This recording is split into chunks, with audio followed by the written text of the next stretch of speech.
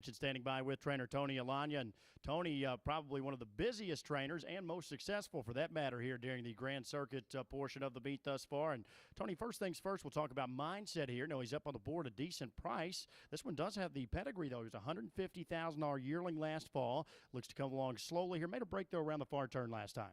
Yeah, he's still a very immature colt. We've waited on him. You know, our main focus this year is just to get a couple starts in him for education, just so he can come back and not be behind the eight ball competing against 3-year-olds next year. So he got a little steppy in the last turn, more so because he hasn't learned how to get into gear and the start and stop portion of the race. So I think he'll be better today.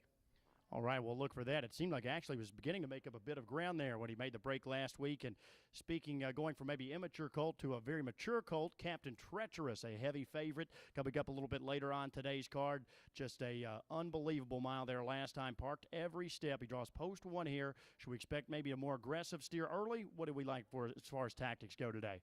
I don't think you'll see an aggressive steer. You know, I think Tim will put him in a position to do what he needs to do to try to get the job done. You know, we're just happy that we have a nice day to that race. You know, they talked about rain all week, and it doesn't look like we're going to get it today. So that was our main concern, and just get another nice start in him before the Breeders' Crown.